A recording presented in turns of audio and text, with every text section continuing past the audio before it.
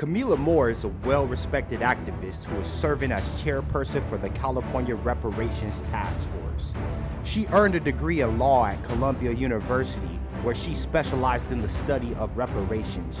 She is committed to a reparations package that is in line with international standards and repairs descendants of the American enslaved. We will interview her now on 6 Zeros.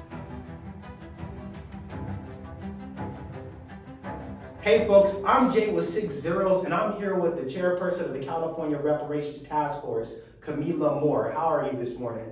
I'm doing great, Jay. Thanks for having me. How are you? I'm wonderful. Thank you for joining. So, for those that are unaware, can you explain what the California Reparations Task Force is and how the members were selected? Yeah, absolutely. So the California Reparations Task Force scopes and powers are predicated on a legislative statute called AB 3121. The formal title is California Reparations Task Force to study and develop reparation proposals for African Americans with special consideration for African Americans who are descendants of persons enslaved in the United States. And essentially there's a 9-member task force. We are mandated to meet over a period of 2 years to study reparations proposals and develop them.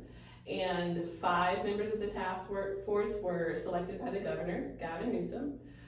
2 were selected by the Speaker of the California Assembly, and then the 2 other task force members were selected by the Speaker of the California Senate.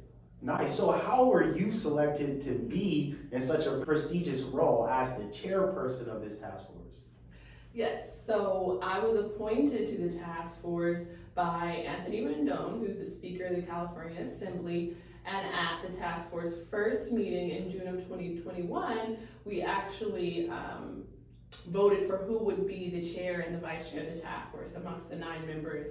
And I made a speech to be considered for chair.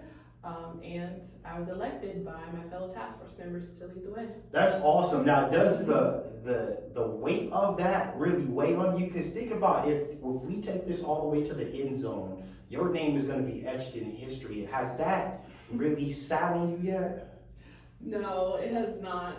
We have a report that's going to be released soon in June, and I had to draft a foreword for that report. And I think in drafting that foreword, it kind of started to hit me that, okay, this is real. Yes, it's very real. That's awesome. So the sessions in March, they were very passionate sessions. And the reason why they were so passionate is because the conversation of eligibility came into play. And it was very polarizing because one side wanted the party that is eligible for reparations to be race-based, and then the other side wanted it to be lineage-based. Now, can you explain for the audience the difference between those two and the ramifications of choosing race-based versus lineage? Yes, so the difference between race versus lineage-based. So a race-based standard for reparations for the institution of slavery and their legacies would detail or entail all Black people, regardless of national or immigrant origin, being eligible for reparations in the state. A lineage-based requirement, which would entail the only people who would be eligible would be Black Americans who descend from chattel slavery. So, if you're able to trace your lineage to an enslaved or a free person living in the United States prior to the 19th century, then you would be eligible for reparations. And so, from a 5-4 decision, the majority of the task force members voted for a lineage-based approach. And so, I think some of the ramifications of a race-based approach for me, which is why I didn't support that, one is the constitutional law ramifications. We had UC Berkeley Law Dean Erwin Chemerinsky come to provide expert testimony to the task force, and essentially he stated that racial classifications are inherently suspect to the U.S. Supreme Court and automatically trigger strict scrutiny, which is the highest form of scrutiny under judicial review standards. And so he advocated for a lineage-based standard because, a lineage-based standard is not a race standard and thus would not trigger strict scrutiny, but would trigger rational basis review, which is actually the lowest standard of judicial review. And it has the easiest path forward and potentially won't probably get struck down. But I think the other negative implications around race for me is the question of, well, how do you prove your Blackness? A lot of people are asking the questions of how do you trace your lineage, but how do you prove your Blackness? How, knowing that Blackness is a self-selecting category, right? Anyone can check Black on the forms. You have people like Rachel Dolezal and actress Mindy Kaling's brother, who's of Indian descent, who actually wrote a book about how he pretended to be Black to get into medical school. And so that was also just another reason why I was against the race-based approach, because of a potential proliferation of Blackfishing.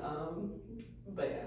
And then on to add to that is you have individuals that run from Blackness, and then when it's time to get repaired, then they'll run into the Blackness fold, but then they'll still take those anti-Black sentiments out into the world, but then have additional resources. So it would kind of, in a lot of ways, it would be like typical rising tides lift all boats, That's a great point. Yeah, so and the thing is, a lot of the proponents, one of the things I wanted to ask is, what did your convictions come from? Because you were so staunch in the lineage base. So not only is it wrong from a legal perspective, but from a social perspective, how do you feel about it? Because there was a lot of like guilt trip and shaming tactics used against the individuals that were for a lineage based approach. So why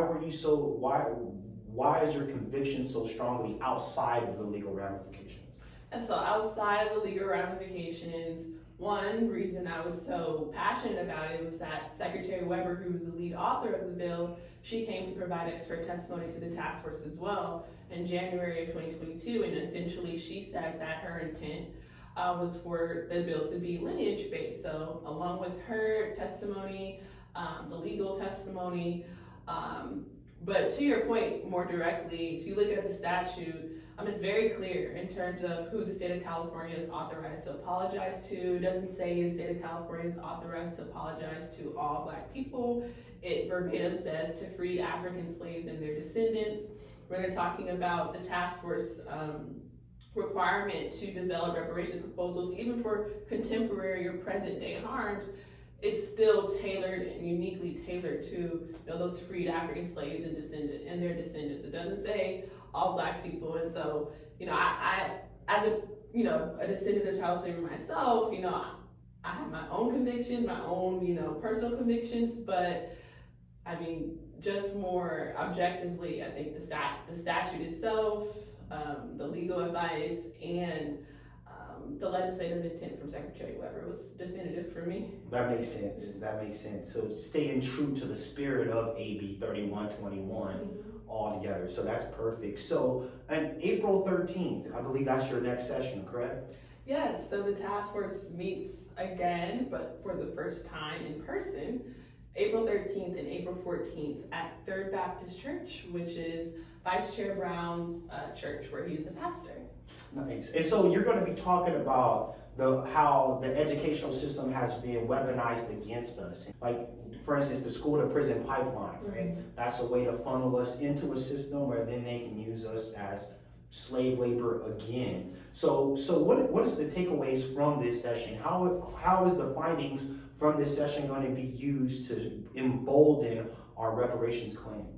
Absolutely. So at the April 13th and April 14th hearings, as you noted, we'll be having a series of panels on education from pre-K to 12th grade, a specific panel, as you noted, on the school to prison pipeline, and even a panel on college education, professional education, where we hope to hear from college students, but also Black college administrators about what the state can do to provide reparations in the educational context for Black Americans who descend from chattel slavery. Understanding the history of, us in this country with education. When we were enslaved, we were forbidden to read and write. And, how do we make repairs for the educational gaps in funding and the not seeing ourselves in the curriculum? And so, so many questions and so many issues will probably be discussed at the April 13th to 14th hearing. We hope that whatever is discussed, the 9-member task force is able to find some solid reparations proposals to implement into our report.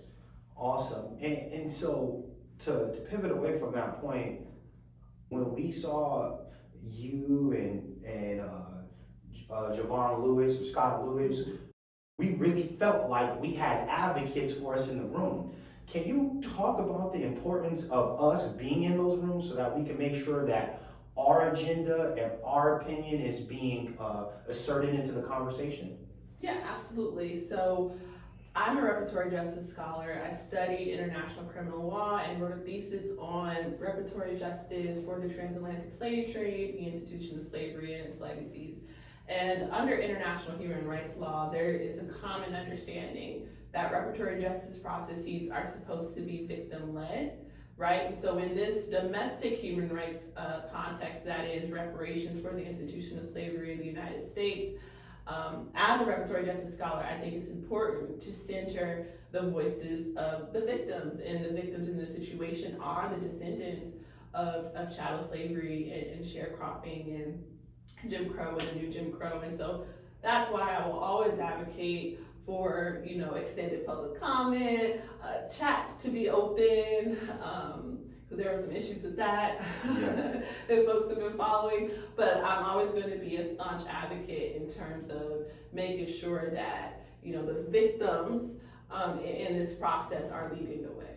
So what would your advice to young the Black American descendants of the enslaved, what would be your advice to the young boys and girls that are thinking about getting into civics, but they're not sure, the economic prospects of it, or they're not sure the viability of it? What's your advice to them?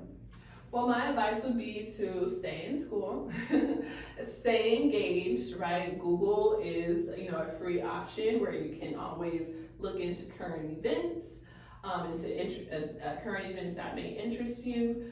But again, stay engaged in this process, because this is something that I was actually thinking about earlier this morning. What could a reparation proposal be for Black Americans who descend from chattel slavery to amplify and boost our political participation?